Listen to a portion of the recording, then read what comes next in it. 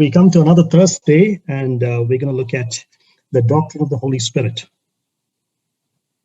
ನಾವು ಮತ್ತೊಂದು ಗುರುವಾರಕ್ಕೆ ಬಂದಿದ್ದೇವೆ. ನಮ್ಮ ಅಧ್ಯಯನ ಪವಿತ್ರಾತ್ಮನ ಕುರಿತಾದ ಶಾಸ್ತ್ರವನ್ನ ನಾವು ಕಲಿಯುತ್ತಾ ಇದ್ದೇವೆ. Last week I briefly mentioned that we're going to be looking at the personhood of the Holy Spirit and the deity of the Holy Spirit to begin with.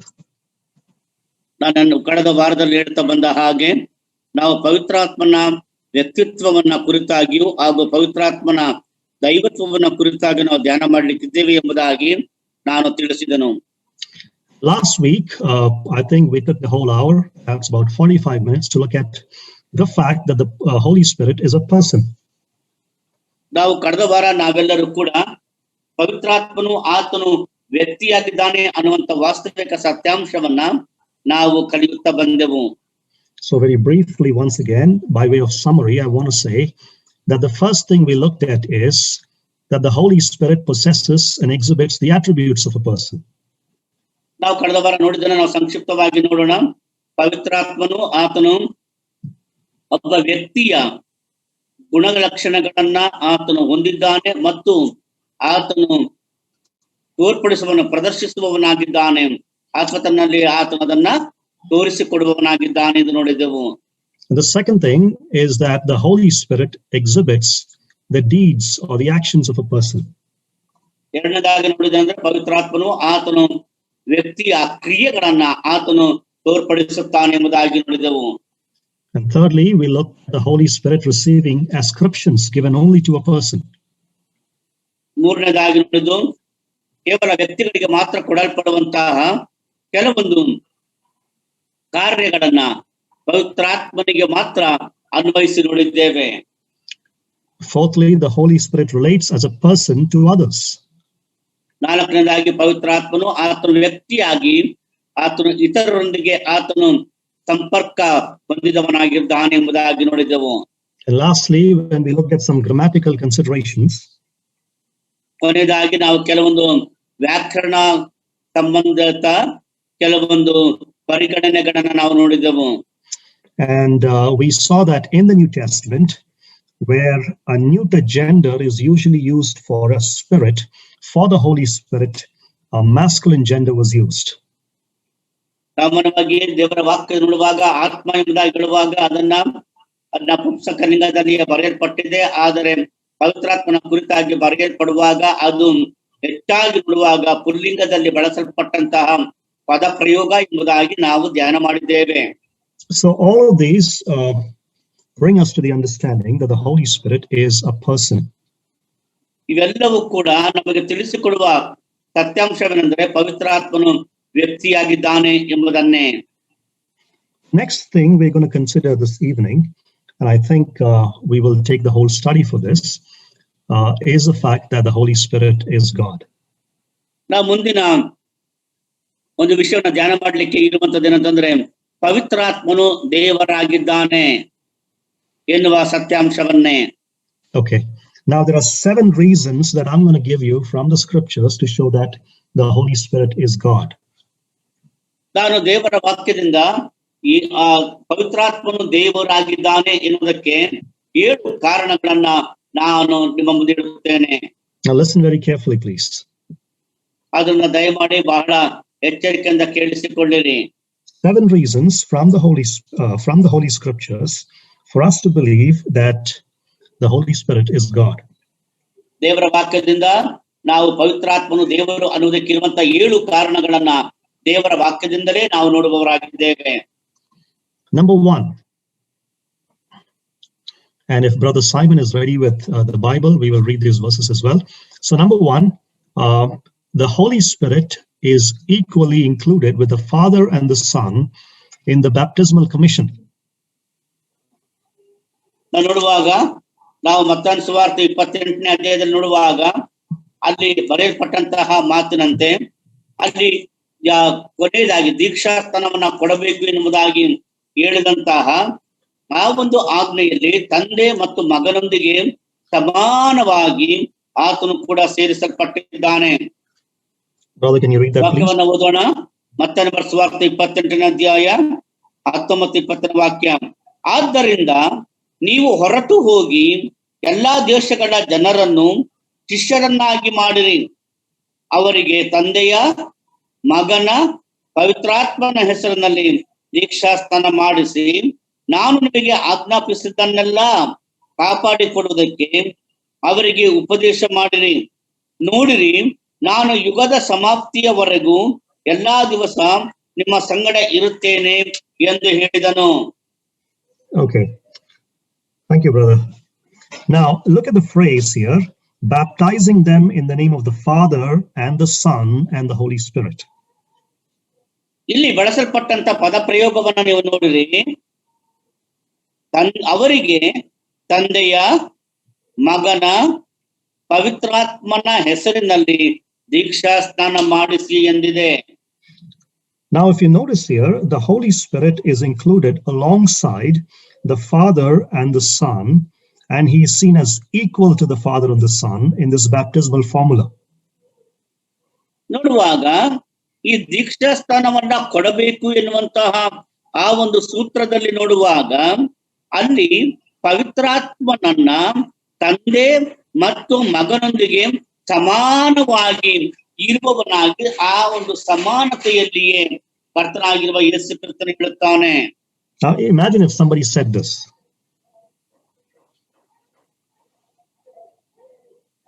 Brother? Hello? Yeah. Can you hear me, brother? Yeah, brother. The voice is very low. Oh, really? Okay, just Yeah. a moment, please. Let me check. Let me check my mic. One moment.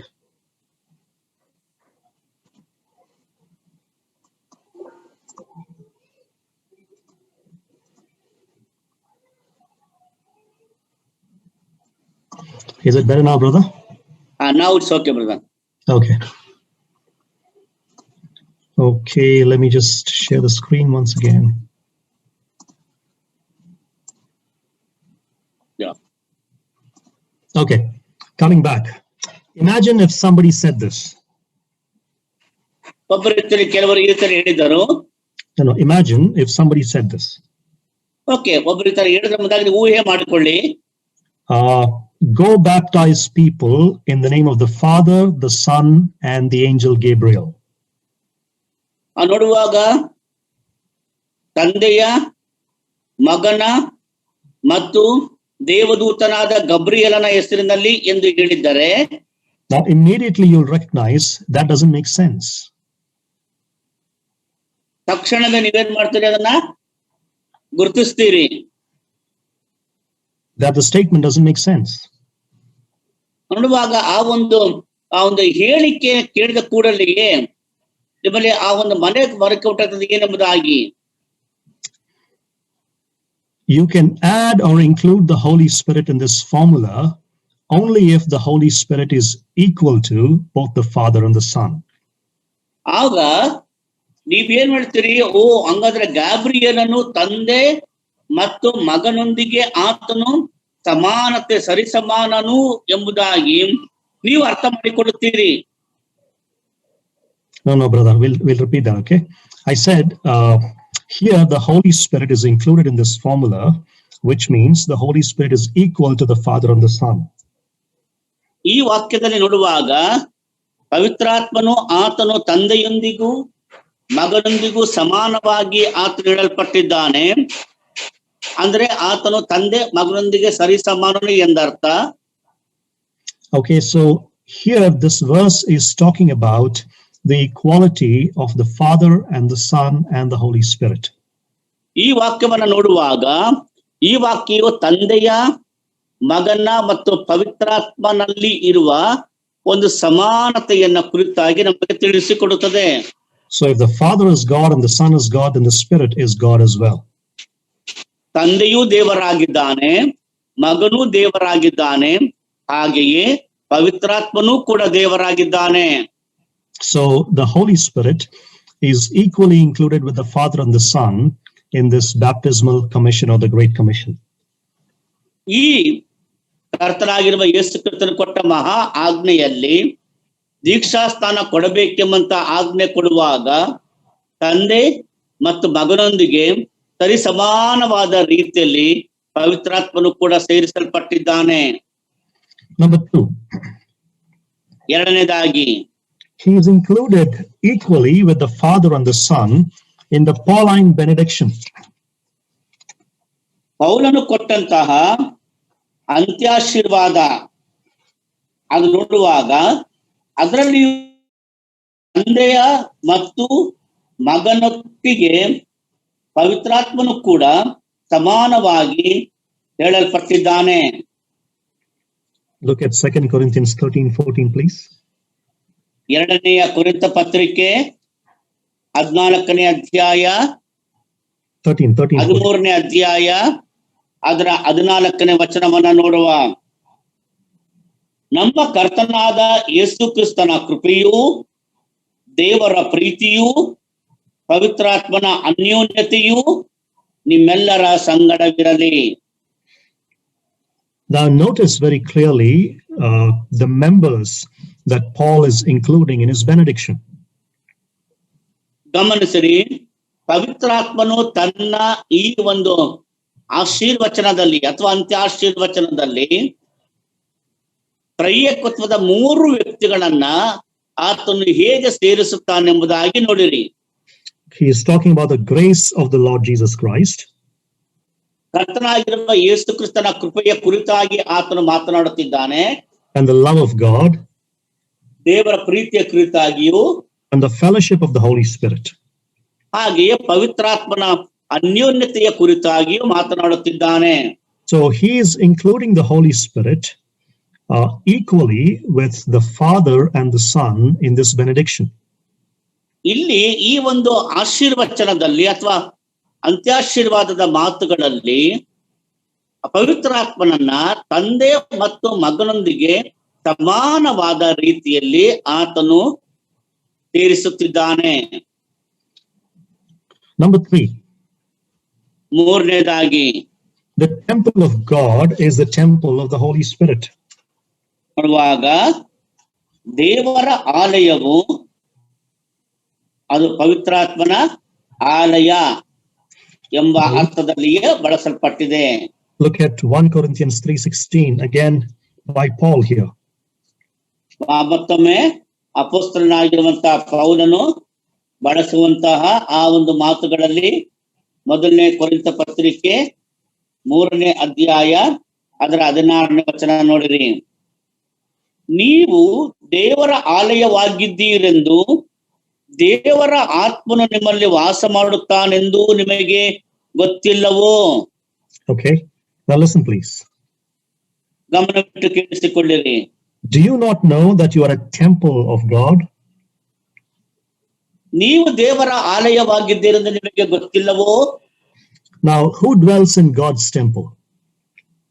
ಹಾಗಾದ್ರೆ ದೇವರ ಆಲಯದಲ್ಲಿ ಯಾರು ವಾಸ ಮಾಡುತ್ತಾರೆ? God himself. ದೇವರು ತಾನೇ. And that's why it's called God's temple. ಆದ್ದರಿಂದಲೇ ಅದು ದೇವರ ಆಲಯ ಎಂದು ಕರೆಯಲ್ಪಡುತ್ತದೆ. So a body is called the temple of God. ದೇಹ ಅದು ದೇವರ ಆಲಯವೆಂದು ಕರೆಯಲ್ಪಡುತ್ತದೆ. And notice the next part of it. Do you not know ಮುಂದಿನ ಭಾಗವನ್ನ ಗಮನಿಸಿರಿ. Do you not know that the Spirit of God dwells in you? ಪವಿತ್ರಾತ್ಮನು ಸಹ ನಿಮ್ಮೊಳಗೆ ವಾಸ ಮಾಡುತ್ತಾನೆಂಬುದು ನಿಮಗೆ ಗೊತ್ತಿಲ್ಲವೋ? So God dwells in his temple. ದೇವರು ತನ್ನ ಆಲಯದಲ್ಲಿ ವಾಸ ಮಾಡುತ್ತಾನೆ.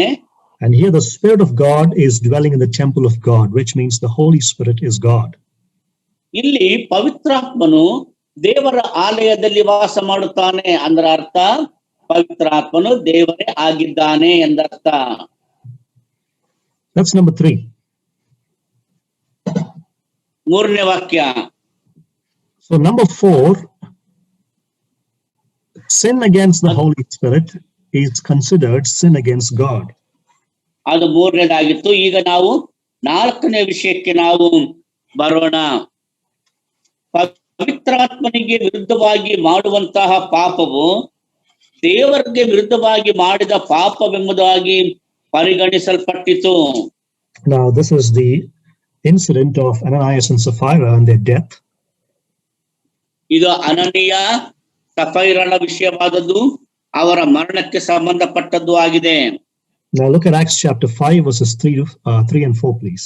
ಅಪೊಸ್ತಲರ ಕೃತ್ಯಗಳ ಪುಸ್ತಕ 3 ಮತ್ತು 4ನೇ ವಚನವನ್ನ ಗಮನಿಸಿರಿ.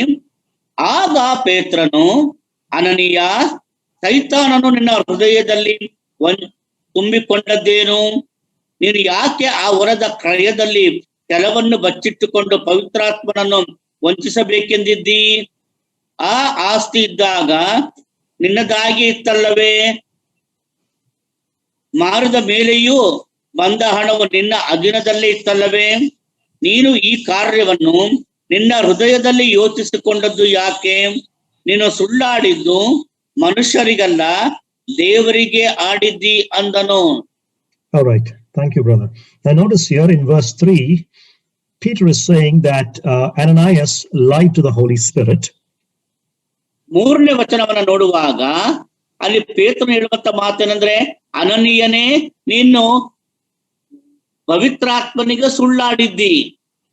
And in verse 4, Peter, in the same context, tells Ananias that he lied to God. 4ನೇ ವಚನಕ್ಕೆ ಬರುವಾಗ ಅಲ್ಲಿ ಪೇತ್ರ ಹೇಳುತ್ತಾನೆ, ನೀನು ದೇವರಿಗೆ ಸುಳ್ಳಾಡಿದ್ದಿ ಎಂಬುದಾಗಿ ಹೇಳುತ್ತಿದ್ದಾನೆ. You lied to the Holy Spirit. ಪವಿತ್ರಾತ್ಮನಿಗೆ ಸುಳ್ಳು ಹೇಳಿದ್ದಿ. You lied to God. ಮತ್ತು ದೇವರಿಗೆ ಸುಳ್ಳಾಡಿದ್ದಿ. What does that mean? ಹಾಗಾದ್ರೆ ಆ ಮಾತಿನ ಅರ್ಥವೇನು?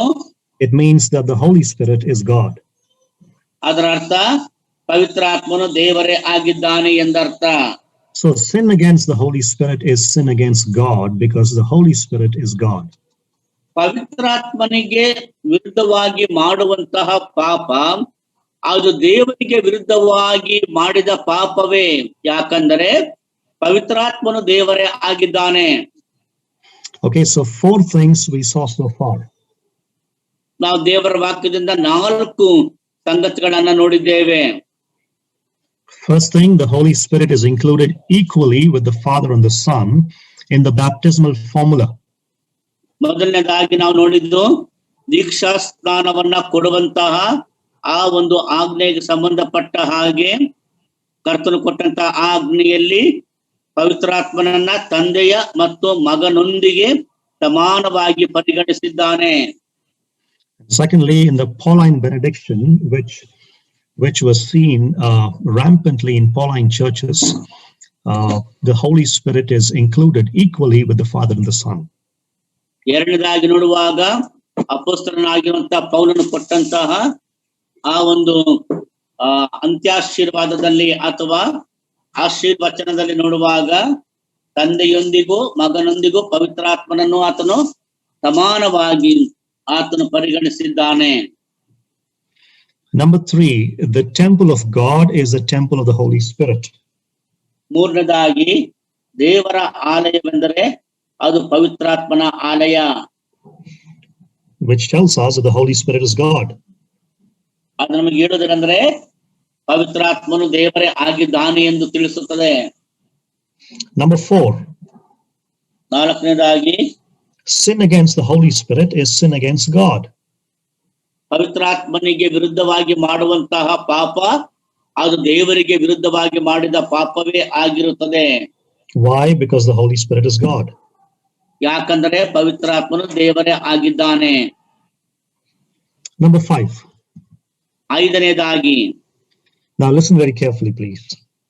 ಈ ಒಂದು ಮಾತನ್ನ ಬಹಳ ಗಮನವಿಟ್ಟು ಕೇಳಿಸಿಕೊಳ್ಳ್ರಿ. Old Testament passages that were applied to Yahweh are applied to the Holy Spirit in the New Testament. ಹಳೆಯ ಒಡಂಬಡಿಕೆಯಲ್ಲಿ ಯಾಹ್ವೆಗೆ ಸಂಬಂಧಿಸಿದಂತಹ ವಾಕ್ಯ ಭಾಗಗಳು ಹೊಸ ಒಡಂಬಡಿಕೆಯಲ್ಲಿ ಪವಿತ್ರಾತ್ಮನಿಗೆ ಅನ್ವಯಿಸಲ್ಪಟ್ಟಿವೆ. Once again, passages in the Old Testament that spoke about Yahweh are taken from there and applied to the Holy Spirit in the New Testament. ಹಳೆಯ ಒಡಂಬಡಿಕೆಯಲ್ಲಿ ಯಾಹ್ವೆಗೆ ಸಂಬಂಧಿಸಿ ಉಪಯೋಗಿಸಿರುವ ವಾಕ್ಯ ಭಾಗಗಳು ಹೊಸ ಒಡಂಬಡಿಕೆಯಲ್ಲಿ ಅವು ತೆಗೆಯಲ್ಪಟ್ಟು ಪವಿತ್ರಾತ್ಮನಿಗೆ ಅನ್ವಯಿಸಲ್ಪಟ್ಟು ಹೇಳಿವೆ. We'll look at a couple of examples. ಅದರಲ್ಲಿ ಕೆಲವೊಂದು ವಾಕ್ಯ ಭಾಗಗಳನ್ನ ನಾವು ಗಮನವಿಟ್ಟು ನಾವು ನೋಡುವವರಾಗಿರೋಣ. There are many in the Old Testament and in the New Testament, but we'll just look at a couple of them just to make the point. ಹಳೆಯ ಒಡಂಬಡಿಕೆಯಲ್ಲಿಯೂ ಹೊಸ ಒಡಂಬಡಿಕೆಯಲ್ಲಿಯೂ ಅನೇಕ ವಾಕ್ಯ ಭಾಗಗಳಿವೆ. ಅದರ ಕೆಲವನ್ನು ಮಾತ್ರ ನೋಡೋಣ. Brother, could you please read for us Exodus chapter 17 and verse 7? ವಿಮೋಚನಾ ಕಾಂಡ ಪುಸ್ತಕ 17ನೇ ಅಧ್ಯಾಯ ಅದರ 7ನೆಯ ವಚನ.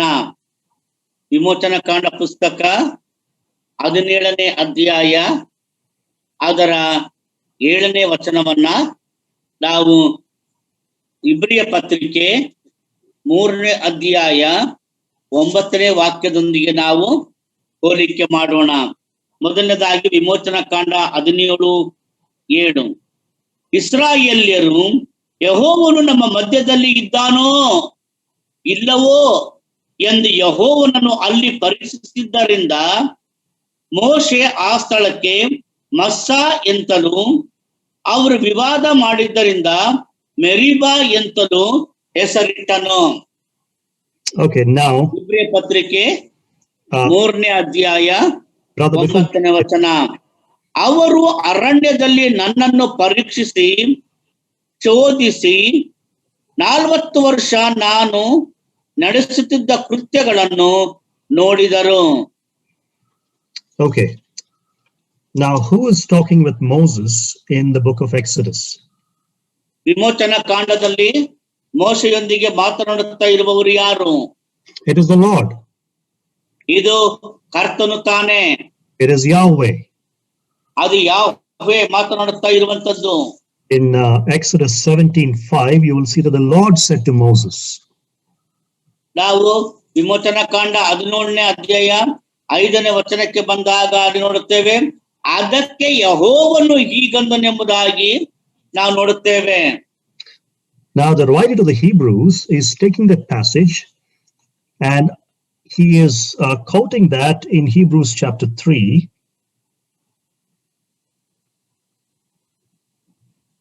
ಈ ಒಂದು ಮಾತನ್ನು ಇಬ್ರಿಯ ಗ್ರಂಥಕರ್ತನು ಆತನು ಇಬ್ರಿಯ ಪತ್ರಿಕೆಯನ್ನ ಬರೆಯುವಾಗ ಅದೇ ಮಾತನ್ನ ಉಲ್ಲೇಖಿಸಿ ಬರೆಯುವಂತ ಸಮಯದಲ್ಲಿ ಇಬ್ರಿಯ ಪತ್ರಿಕೆ 3ನೇ ಅಧ್ಯಾಯ 7ನೇ ವಚನದಲ್ಲಿ ಹೀಗೆ ಹೇಳುತ್ತಾನೆ, ಆದದರಿಂದ ಪವಿತ್ರಾತ್ಮನು ಹೇಳುವ ಪ್ರಕಾರ.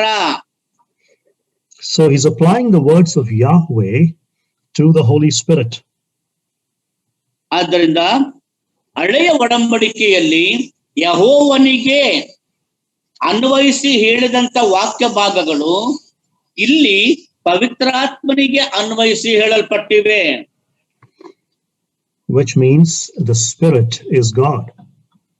ಅದರ ಅರ್ಥ ಪವಿತ್ರಾತ್ಮನು ಆತನೇನಾಗಿದ್ದಾನೆ, ದೇವರೇ ಆಗಿದ್ದಾನೆ ಎಂಬುದಾಗಿ ನಾವು ಅರ್ಥ ಮಾಡಿಕೊಡುತ್ತೇವೆ. Look at the second one in Jeremiah 31. This is the context of the new covenant. ಎರಡನೇದಾಗಿ ಯೆರೆಮೀಯನ ಪ್ರವಾದನೆಯ ಗ್ರಂಥ 31ನೇ ಅಧ್ಯಾಯ 31ರಿಂದ 34ರವರೆಗೆ. Shall I read it, brother? Yes, brother. ಯೆಹೋವನು ಇಂತೆನ್ನುತ್ತಾನೆ, ಈಗೋ ನಾನು ಇಸ್ರಾಯೇಲ್ ವಂಶದವರೊಂದಿಗೆ ಇಸ್ರಾಯೇಲ್ ವಂಶದವರೊಂದಿಗೂ ಯಹೂದ ವಂಶದವರೊಂದಿಗೂ ಹೊಸದಾಗಿರುವ ಒಂದು ಒಡಂಬಡಿಕೆಯನ್ನು ಮಾಡಿಕೊಳ್ಳುವ ದಿನಗಳು ಬರುವವು. ಈ ಒಡಂಬಡಿಕೆಯು ನಾನು ಇವರ ಪಿತೃಗಳನ್ನು ಕೈ ಹಿಡಿದು ಐಗುಪ್ತ ದೇಶದೊಳಗಿಂದ ಕರೆತಂದಾಗ ಅವರ ಸಂಗಡ ಮಾಡಿಕೊಂಡ ಒಡಂಬಡಿಕೆಯಂತದ್ದಲ್ಲ.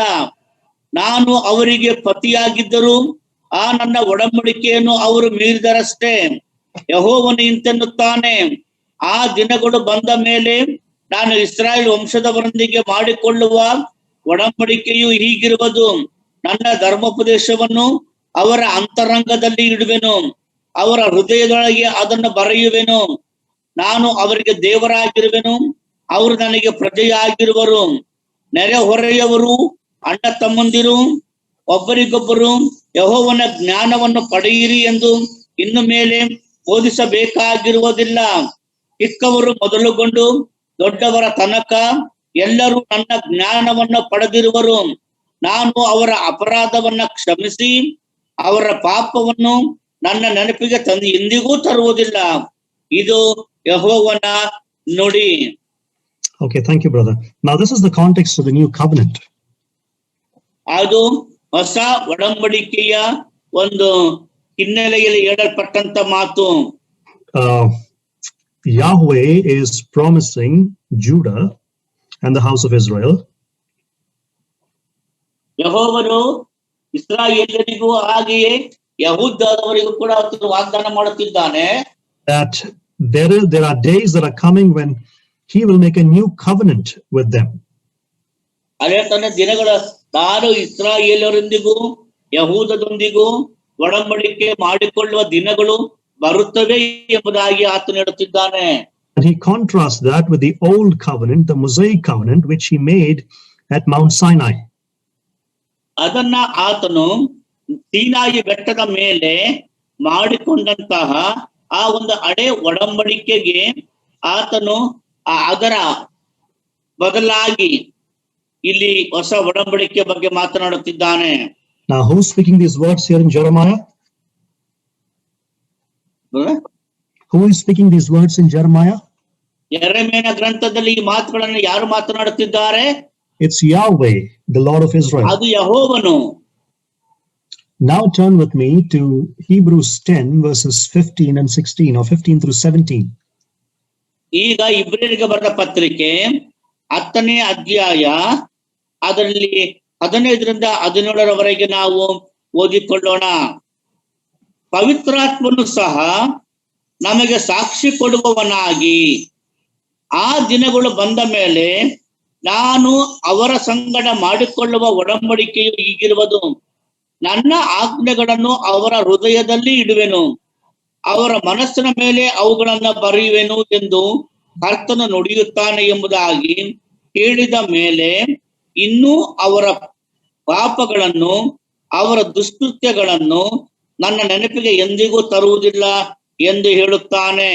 Now notice here, the writer to the Hebrews, he is taking those exact words and applying them to the Holy Spirit. ಇಬ್ರಿಯ ಗ್ರಂಥಕರ್ತನು ಯೆರೆಮೀಯನ ಪ್ರವಾದನೆಯ ಗ್ರಂಥದಲ್ಲಿ ಹೇಳಲ್ಪಟ್ಟಂತಹ ಅದೇ ಮಾತುಗಳನ್ನ ತೆಗೆದುಕೊಂಡು ಪವಿತ್ರಾತ್ಮನಿಗೆ ಅನ್ವಯಿಸಿ ಹೇಳುತ್ತಿದ್ದಾನೆ. Which means that the Holy Spirit is God. ಅದರ ಅರ್ಥ ಪವಿತ್ರಾತ್ಮನು ದೇವರಾಗಿದ್ದಾನೆ ಎಂಬುದೇ. Now, let me just do that again, because this is not a very easy thing to understand.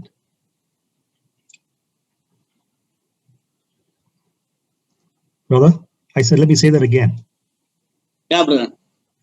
So, in the first thing that we saw in Exodus 17:7, ನಾವು ನೋಡ್ತಾ ಮೊದಲನೇ ಸಂಗತಿ ಇಬ್ರಿ ವಿಮೋಚನಾ ಕಾಂಡ 17ನೇ 7ನೇ ವಚನ. the Israelites at Rephidim, they tested the Lord. ಅಲ್ಲಿ ನೋಡುವಾಗ ಇಸ್ರಾಯೇಲ್ಯರು ಯೆಹೋವನನ್ನ ಪರೀಕ್ಷಿಸಿದರು. And here in chapter 3 of Hebrews, the writer to the Hebrews is saying that do not harden your hearts as you did in Massah and Meribah. ಇಲ್ಲಿ ಇಬ್ರಿಯ 3 ನೋಡುವಾಗ ಮಸ್ಸಾ ಮತ್ತು ಮೆರಿಬಾದಲ್ಲಿ ನೀವು ಮಾಡಿದಂತೆ ನಿಮ್ಮ ಹೃದಯಗಳನ್ನು ಕಠಿಣ ಮಾಡಿಕೊಳ್ಳಬೇಡಿರಿ ಎಂದು ಹೇಳುತ್ತಿದ್ದಾನೆ. So here there's an equation between Yahweh in that passage of the Old Testament and the Holy Spirit as given in Hebrews 3:9.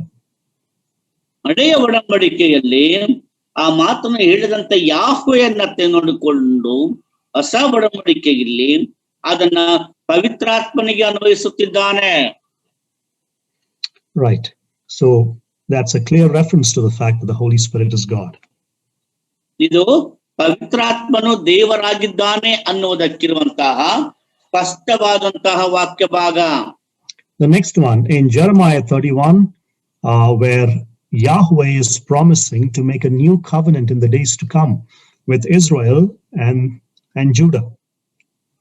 ಇಲ್ಲಿ ಯೆರೆಮೀಯನ ಪ್ರವಾದನೆ ಗ್ರಂಥದಲ್ಲಿ ಬರುವಾಗ ಯೆಹೋವನು ಆತನು ಯಹೂದ್ಯರೊಂದಿಗೆ ಆತನು ಇಸ್ರಾಯೇಲರೊಂದಿಗೂ ಮುಂದೆ ಹೊಸ ಒಡಂಬಡಿಕೆಯನ್ನ ಮಾಡಿಕೊಳ್ಳುವ ಕಾಲ ಸಮಯ ಬರುತ್ತದೆ ಎಂಬುದಾಗಿ ಹೇಳುತ್ತಿದ್ದಾನೆ.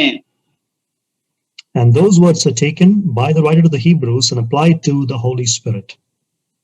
ಆ ಮಾತುಗಳನ್ನು ಇಬ್ರಿಯ ಗ್ರಂಥಕರ್ತನು ತೆಗೆದುಕೊಂಡು ಅದನ್ನ ಪವಿತ್ರಾತ್ಮನಿಗೆ ಅನ್ವಯಿಸಿ ಬರೆಯುತ್ತಿದ್ದಾನೆ.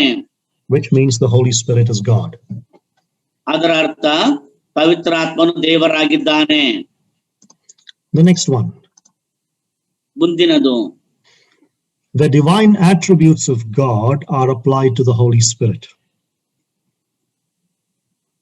ದೇವರ ದೈವಿಕ ಗುಣಲಕ್ಷಣಗಳು ಪವಿತ್ರಾತ್ಮನಿಗೆ ಅನ್ವಯಿಸಲ್ಪಟ್ಟಿವೆ. We look at a few of them. ಅವುಗಳಲ್ಲಿ ಕೆಲವನ್ನ ನೋಡೋಣ. Omniscience. ನೋಡುವಾಗ ದೇವರು ಆತನು ಸರ್ವಜ್ಞಾನಿ. Omniscience, this one. Now, can you look at 1 Corinthians 2, Okay. 10, 11, please? ಸರ್ವಜ್ಞಾನಿ. Right, 1 Corinthians 2, 10 and 11, please. ಮೊದಲನೇ ಕೊರಿಂಥದವರಿಗೆ ಬರೆದಂತಹ ಮೊದಲನೆಯ ಪತ್ರಿಕೆ ಅದರ 2ನೇ ಅಧ್ಯಾಯ ಅದರಲ್ಲಿ 10 ಮತ್ತು 11ನೇ ವಚನವನ್ನು ನಾವು ಓದಿಕೊಳ್ಳೋಣ. Read it, brother? Yes, brother. ನಮಗಾದರೂ ದೇವರು ತನ್ನ ಆತ್ಮನ ಮೂಲಕ ಅದನ್ನು ಪ್ರಕಟಿಸಿದನು. ಆ ಆತ್ಮನು ಎಲ್ಲಾ ವಿಷಯಗಳನ್ನು, ದೇವರ ಅಗಾಧವಾದ ವಿಷಯಗಳನ್ನು ಕೂಡ ಪರಿಶೋಧಿಸುವವನಾಗಿದ್ದಾನೆ.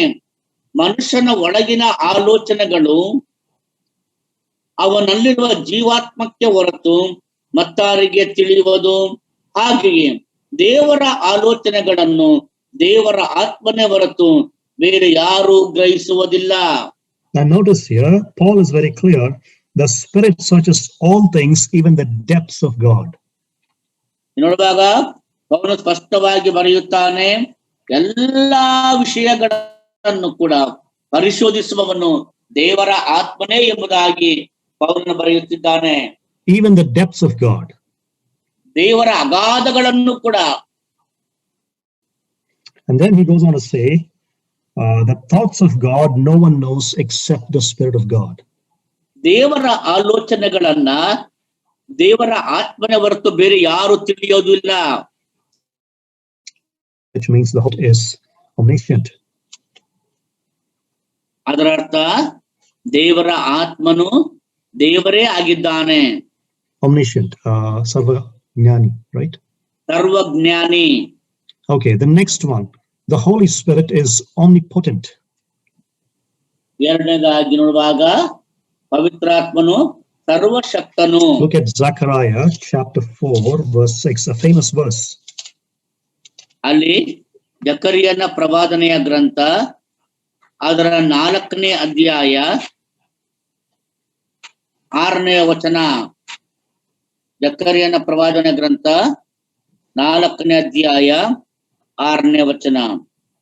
ಆಗ ಅವನು ನನಗೆ ಪ್ರತ್ಯುತ್ತರವಾಗಿ ಹೀಗೆ ಹೇಳಿದನು, ಪರಾಕ್ರಮದಿಂದಲ್ಲ ಬಲದಿಂದಲ್ಲ ದೇವರ ಆತ್ಮದಿಂದಲೇ ಎಂಬುದಾಗಿ ಸೇನಾಧೀಶ್ವರ ಯೆಹೋವನ ನುಡಿ ಎಂಬ ಮಾತನ್ನು ಯೆಹೋವನು ಜೆರುಬ್ಬಾಬೆಲನಿಗೆ ದಯಪಾಲಿಸಿದ್ದಾನೆ.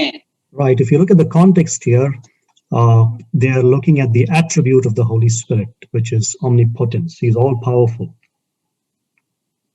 ನೋಡುವಾಗ ಇಲ್ಲಿ ಪವಿತ್ರಾತ್ಮನ ಗುಣಲಕ್ಷಣಗಳನ್ನ, ದೇವರ ಗುಣಲಕ್ಷಣಗಳನ್ನ ನೋಡುವಾಗ, ದೈವಿಕ ಸ್ವಭಾವಗಳನ್ನ ನೋಡುವಾಗ ಅವು ಪವಿತ್ರಾತ್ಮನಿಗೆ ಅನ್ವಯಿಸಲ್ಪಟ್ಟದ್ದಾಗಿ ನಾವು ಕಾಡ್ತಾ ಇದ್ದೇವೆ.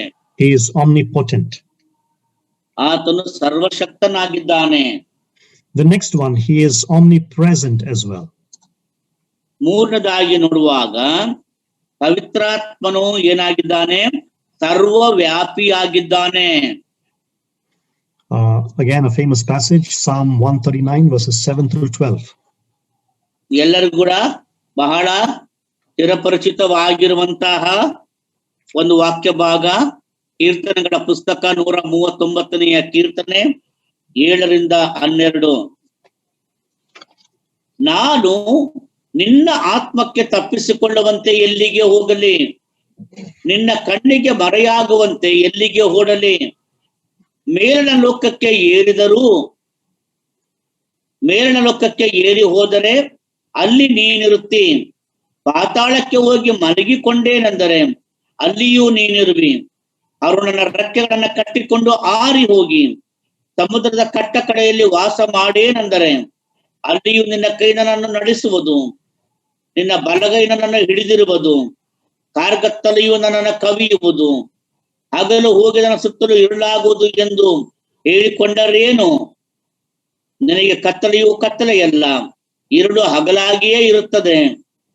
ಕತ್ತಲು ಬೆಳಕುಗಳೆರಡು ನಿನಗೆ ಒಂದೇ. Okay, so that is a reference to the fact that the Spirit possesses omnipresence.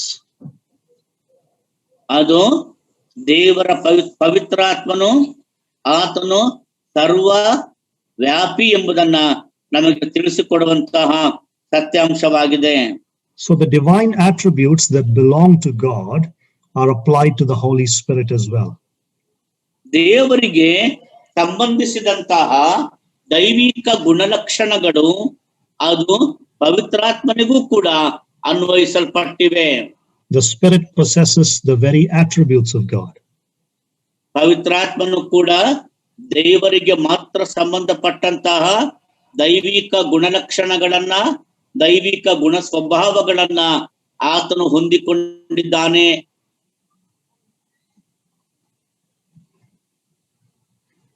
Lastly, seventh one. ಕೊನೆಯದಾಗಿ 7ನೇದು, the divine works of creation, providence, miracles, and resurrection are applied to the Holy Spirit.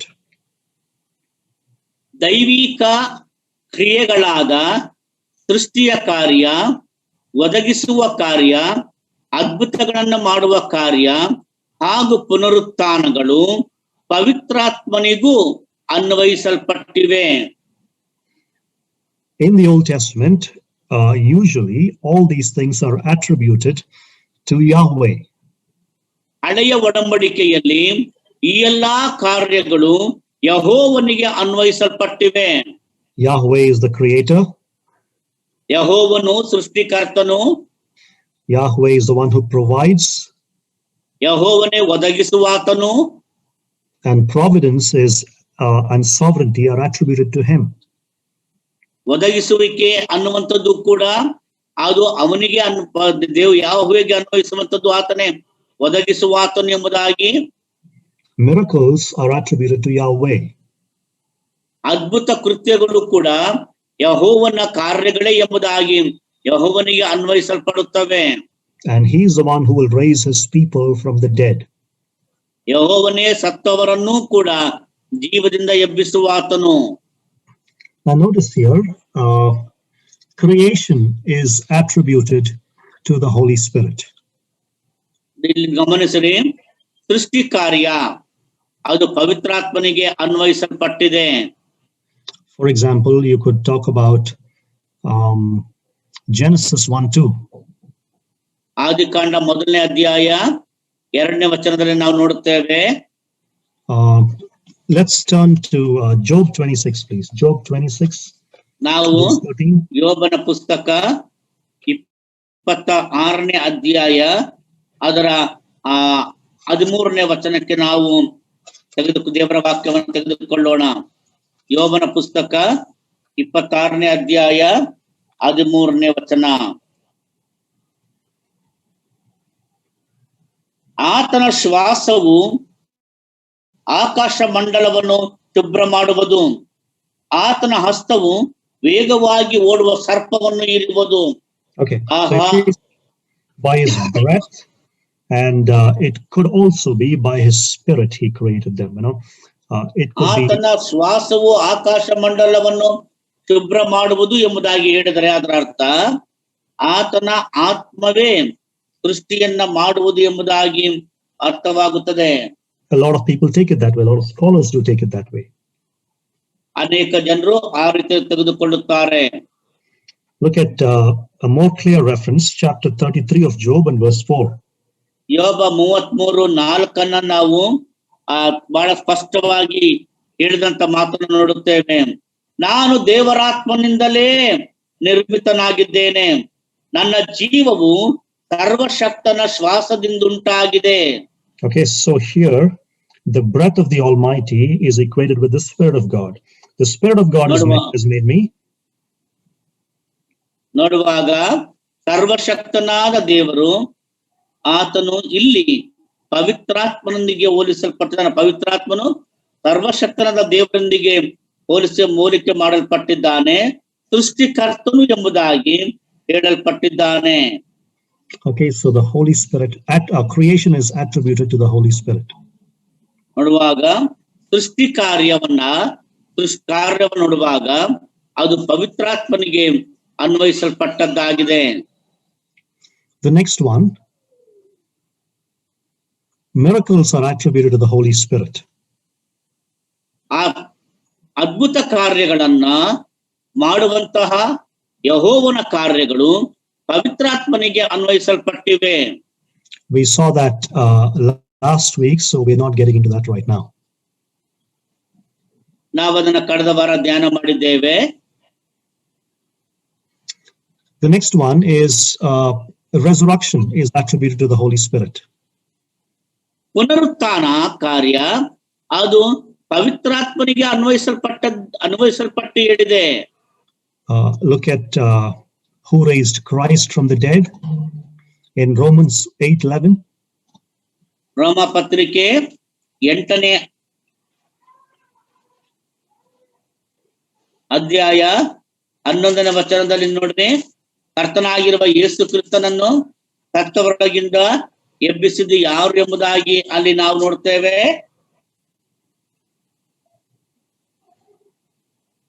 ಯೇಸುವನ್ನು ಸತ್ತವರೊಳಗಿಂದ ಜೀವಿತನಾಗಿ ಎಬ್ಬಿಸಿದಾತನ ಆತ್ಮನು ನಿಮ್ಮಲ್ಲಿ ವಾಸವಾಗಿದ್ದರೆ, ಕ್ರಿಸ್ತ ಯೇಸುವನ್ನು ಸತ್ತವರೊಳಗಿಂದ ಎಬ್ಬಿಸಿದಾತನು ನಿಮ್ಮಲ್ಲಿ ವಾಸವಾಗಿರುವ ತನ್ನ ಆತ್ಮನ ಮೂಲಕ ನಿಮ್ಮ ಮರ್ತ್ಯ ದೇಹಗಳನ್ನು ಸಹ ಬದುಕಿಸುವನು. Okay, so resurrection here is attributed to the Holy Spirit. ಇಲ್ಲಿ ಪುನರುತ್ಥಾನಗೊಳಿಸುವ ಕಾರ್ಯವನ್ನ ಪವಿತ್ರಾತ್ಮನಿಗೆ ಅನ್ವಯಿಸಿ ಹೇಳಿದೆ. Okay, so these are the 7 reasons from the Bible, from the scriptures, for us to believe that the Holy Spirit is God. ಪವಿತ್ರಾತ್ಮನು ದೇವರೇ ಆಗಿದ್ದಾನೆ ಎಂಬುದಾಗಿ ನಾವು ನಂಬುವುದಕ್ಕೆ ದೇವರ ವಾಕ್ಯದಿಂದಲೇ ನಾವು ಕಂಡುಕೊಳ್ಳುವಂತ 7 ಕಾರಣಗಳು ಇವುಗಳಾಗಿವೆ. Okay, so firstly, he is included with the Father and the Son in the baptismal commission. ಮೊದಲನೇದಾಗಿ ದೀಕ್ಷಾಸ್ಥಾನ ಕೊಡಬೇಕೆನ್ನುವ ಕರ್ತನಾಗಿರುವ ಯೇಸು ಕ್ರಿಸ್ತನ ಆಜ್ಞೆಯಲ್ಲಿ ತಂದೆ ಮತ್ತು ಮಗನೊಂದಿಗೆ ಪವಿತ್ರಾತ್ಮನೂ ಕೂಡ ಸೇರಿಸಲ್ಪಟ್ಟಿದ್ದಾನೆ. The second one, he is included with the Father and the Son in the Pauline benediction. ಪೌಲನ ಅಂತ್ಯಾಶೀರ್ವಾದದಲ್ಲಿ, ಪೌಲನ ಆಶೀರ್ವಚನದಲ್ಲಿ ತಂದೆ ಮತ್ತು ಮಗನೊಂದಿಗೆ ಪವಿತ್ರಾತ್ಮನು ಕೂಡ ಸೇರಿಸಲ್ಪಟ್ಟಿದ್ದಾನೆ. Thirdly, the temple of God is the temple of the Holy Spirit. ಮೂರನೇದಾಗಿ ದೇವರ ಆಲಯ ಅಂದರೆ ಪವಿತ್ರಾತ್ಮನ ಆಲಯವೆಂದು ಹೇಳಿದೆ. Number 4, any sin against the Holy Spirit is sin against God. ನಾಲ್ಕನೇದಾಗಿ ಪವಿತ್ರಾತ್ಮನಿಗೆ ವಿರುದ್ಧವಾಗಿ ಮಾಡುವ ಪಾಪ ದೇವರಿಗೆ ವಿರುದ್ಧವಾಗಿ ಮಾಡುವ ಪಾಪ ಎಂದು ಪರಿಗಣಿಸಲ್ಪಟ್ಟಿದೆ. Fifthly, Old Testament passages that were applied to Yahweh are directly applied to the Holy Spirit in the New Testament. ಹಳೆಯ ಒಡಂಬಡಿಕೆಯಲ್ಲಿ ಯೆಹೋವನಿಗೆ ಸಂಬಂಧಿಸಿದಂತ, ಯಾಹ್ವೆಗೆ ಸಂಬಂಧಿಸಿದಂತ ವಾಕ್ಯ ಭಾಗಗಳು ಹೊಸ ಒಡಂಬಡಿಕೆಯಲ್ಲಿ ಪವಿತ್ರಾತ್ಮನಿಗೆ ಅನ್ವಯಿಸಲ್ಪಟ್ಟಿವೆ. Sixth, the divine attributes of God like omniscience, omnipotence, omnipresence, all such things are applied to the Holy Spirit.